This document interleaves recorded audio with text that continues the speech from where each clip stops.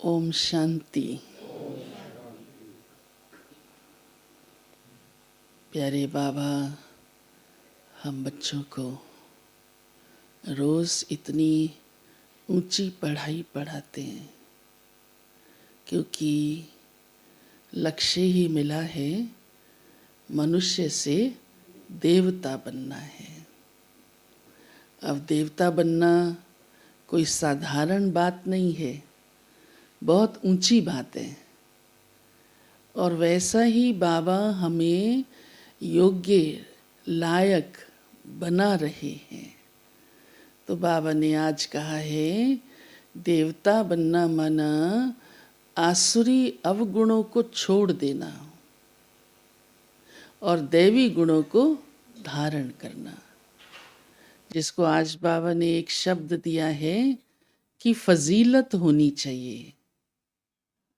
ये उर्दू शब्द है। फजीलत का अर्थ समझते हैं? हाँ? नहीं समझते। फजीलत हाँ? सलीका, गुड मैनर्स, व्यवहार कैसा है। फजीलत में सारी बातें आ जाती हैं। तो आज बाबा ने कहा है दैवी फजीलत हो, माना हर बात में हमारा बोलना, करना, चलना, उठना, बैठना, सब प्रकार की एक्टिविटीज से दिव्यता दिखाई दे। फिर आज एक विशेष बात जो बाबा ने कही है कि जो दैवी मैनर्स हैं उनकी परख किस बात से हो सकती है। तो बाबा ने बहुत विशेष बात कही है। बाबा ने आज कहा है सेवा से। अब ये सोचने जैसी बात है कि सेवा से हमारी दैवी फजीलत या मैनर्स परखे जा सकते हैं कैसे? क्योंकि एक तो बाबा कहते हैं कि आपकी सेवा ही यही है सबको पतित से पावन बनाने की। तो स्वयं भी वैसा ही बनेंगे पहले, तब तो दूसरों को बना सकेंगे। आप समान बनाने की। फिर विशेष बात जो बाबा कहते हैं कि मैनर्स होने चाहिए, तो वो सेवा से ही पता चलते हैं।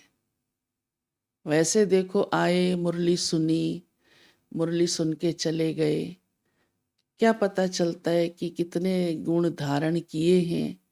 खुद को भी कई बार पता नहीं चलता है। कोई अकेले रहते हैं, 2-4 में रहते हैं, तब भी नहीं पता चलता है। जब व्यवहार में आते हैं तो पता चलता है, चाहे कहीं पर भी आते हैं। और यहाँ पर आते हैं, सेवा करते हैं, या सेवा जहाँ पर भी करते हैं, आपस में करते हैं, तो भी हर एक के मैनर्स का पता चल जाता है। आप खुद भी अनुभव सुनाते हो, मैं इसके साथ सेवा नहीं करूँगा। तो मैं कई बार कहती हूँ ऐसा क्यों? कहते हैं इसको बोलने की तमीज़ नहीं है, मैं इसके साथ सेवा नहीं कर सकता। तो बात चलो राइट भी होगी, लेकिन दोनों ही तरफ से बाबा हम बच्चों को ये बात समझाते हैं कि परख तो हो गई ना हर एक की। वो सहन नहीं कर सकता है और वो खुद को बदल नहीं सकता है। कमजोरी तो दोनों ही तरफ से हुई। ऐसे अनेक बातें, ये तो छोटा सा मिसाल आपको दिया है। क्योंकि सेवा में जब व्यवहार में आते हैं तो कई बातों का, संस्कारों का आपस में लेन देन जो होता है, व्यवहार जो होता है, उससे समझ में आ जाता है इस आत्मा के गुण अवगुण कैसे हैं। जो भी, इसलिए आज बाबा ने खास कहा है आसुरी अवगुणों को छोड़ते जाओ। वो तो पुराने हैं ना सारे। अब पुराने अवगुण कैसे हैं, संस्कार कैसे हैं, समझ सकते हैं ना। अमाना सेवा में अपनी मत चलाने के संस्कार है, ज्यादातर ये देखने में आता है। अपनी जिद पे आ जाएंगे, अपनी मत से करेंगे, आज्ञाकारी नहीं होंगे, हाँ, कहना नहीं मानेंगे। तो क्या समझ में आता है? ये सब सेवा से ही पता चलता है। जब सेवा करते हैं, हाँ, मुरली सुनने तक पता नहीं चलता, कईयों को खुद को भी पता नहीं चलता कि मेरे अंदर ये संस्कार है, ये आसुरी अवगुण है। क्योंकि जिद बड़ी खतरनाक होती है, या अहंकार वश कोई भी बात में अटक गए, कितना नुकसान हो जाता है, कितना नुकसान हो जाता है। आज घर घर की कहानी भी यही तो है, हर एक घर में यही समस्याएं हैं, अक्सर सब यही आकर सुनाते हैं। तो वो बाबा हमारा सब कुछ बदल रहा है। इसलिए बाबा ने आज कहा, दैवी फजीलत का पता सेवा करने से चलता है। खुद को भी चलता है, औरों को भी चलता है। कई बार खुद को नहीं भी चलता है, और जब उन्हें उस बात का इशारा मिलता है और फिर नहीं अपने को बदल पाते हैं, तो भविष्य क्या बन पाएगा? या तो स्वयं को समझ जाए, हाँ, और बदल ले। दूसरा बाबा ने कहा, किसको भी दुख नहीं देना है। कड़े शब्द आज बाबा ने बोले हैं, दुख देंगे तो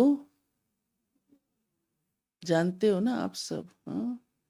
और हम किस किस कारण से, किस किस अपने संस्कारों से, किस किस अपने व्यवहार से, किस किस अपने बोल से दुख पहुंचा देते हैं। और उसमें भी सबसे ज्यादा दुख पहुंचाने का कारण मनमत। मनमत से जो भी कुछ करते हैं तो ठीक नहीं रहता, हाँ। प्यारे बाबा ने आज हम बच्चों को इस बात पर विशेष जोर दिया है। दूसरी बात बाबा कहते हैं, देखो, आधा कल्प हम आस्तिक रहते हैं, आधा कल्प हम नास्तिक रहते हैं। अर्थात भगवान की पहचान नहीं रहती। भले सतयुग त्रेता में भी पहचान उस परिचय से नहीं होगी, लेकिन आत्मा सुधरी हुई होगी। इसलिए बाबा आस्तिक आधा कल्प कहता है। और वो सुधरने का समय कौन सा है? अभी। अभी तो हमें पहचान मिलती है ना, हर बात की समझ मिलती है। कोई ऐसी बात नहीं है जिसकी समझ बाबा ने हमें ना दी हो। कोई भी ऐसी बात, एक बात भी कोई सोच के देखो जो बाबा ने हमें ना समझाई हो। तो उस अनुसार चलते हैं तो इस समय हम ऐसे आस्तिक बन जाते हैं और ऐसे भगवान की दी हुई शिक्षाओं से, श्रीमत से फजीलत वाले बन जाते हैं, दैवी मैनर्स वाले बन जाते हैं, जो आधा कल्प हम सुखी रहते हैं, जिसको आज बाबा ने कहा आस्तिक रहते